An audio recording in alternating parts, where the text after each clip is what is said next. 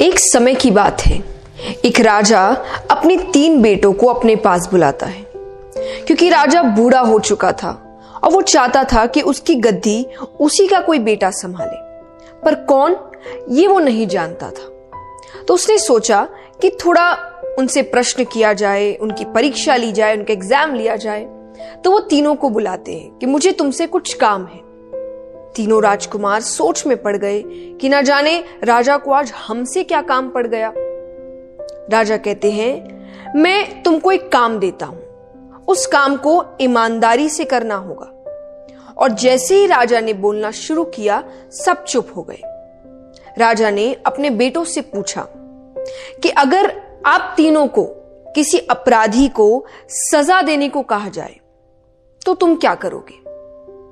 तभी एक राजकुमार ने कहा कि मैं उसे बड़ी से बड़ी सजा दूंगा ताकि फिर कोई वो काम ना करे। दूसरा कहता है, मैं उसे प्राण दंड दे दूंगा कि अगली बार वो काम करने से पहले भी लोग डर जाए। तीसरा बेटा थोड़ा ज्यादा समझदार था। वो कहता है, अगर राजा की अनुमति हो तो मैं इसका जवाब देने से पहले एक कहानी सुनाना चाहूंगा। राजा ने कहा, सुनाओ। राजकुमार ने कहानी शुरू करी। एक बहुत ही अमीर राजा था। उसके पास एक तोता था। वो उसको बहुत प्यार से रखता, उसका बड़ा ध्यान रखता। एक दिन उस तोते ने राजा से कहा कि वो अपनी मां से मिलने जाना चाहता है। राजा ने उससे कहा, तुम जाओ, लेकिन ज्यादा दिन नहीं रुकना और जल्दी लौट आना। तोता चला गया, अपनी मां से जाकर मिलता है। कुछ दिन अपनी मां के पास रहा, उसका ध्यान रखा। अब वो तोता जब वापस आ रहा था तो रास्ते में उसे एक आम का पेड़ दिखता है। उसने कई लोगों से ये बातें सुन रखी थी कि उस पेड़ का फल खाने से कोई भी अमर हो जाता है। तो फल वो राजा के लिए लेकर आने लगा।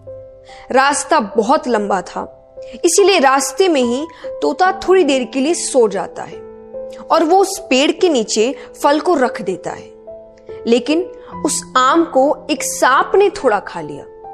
अब वो जहरीला हो गया। सुबह तोता उठता है और वो फल ले जाकर राजा को देता है। राजा ने उस आम को अपने पालतू कुत्ते को थोड़ा सा खिला दिया और वो उसी वक्त मर गया। ये देखकर राजा बहुत गुस्सा हो जाता है और सजा के नाम पर उस तोते को मरवा देता है और उस आम को दूर फेंकवा देता है। धीरे धीरे उस जगह पर एक आम का पेड़ उगाया। राजा ने अपने राज्य में घोषणा करवा दी कि कोई भी उस पेड़ का फल नहीं खाएगा, वो पेड़ जहरीला है।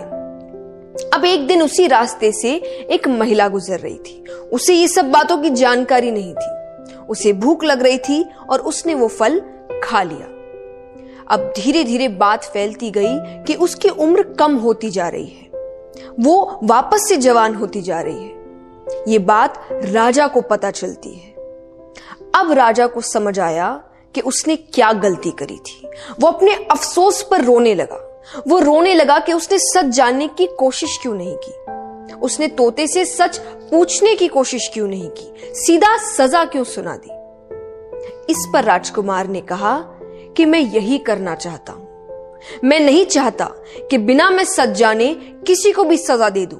कोई भी अगर आकर कह दे कि सामने वाला गुनहगार है तो मैं सजा सुना दूं।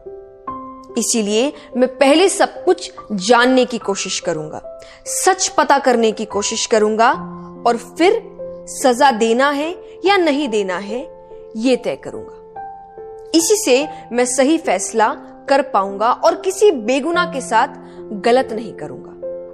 ये सब सुनकर राजा बहुत खुश होता है और अब आप समझ ही गए हैं कि वो राजा की गद्दी किसको मिलती है। इस कहानी से हमें क्या सीख मिलती है कि हमें कोई भी काम, कोई भी फैसला जल्दबाजी में नहीं लेना चाहिए। कोई भी बात बोलने से पहले, कोई डिसीजन लेने से पहले पूरी सिचुएशन को समझने की कोशिश करो और फिर कुछ डिसीजन लो।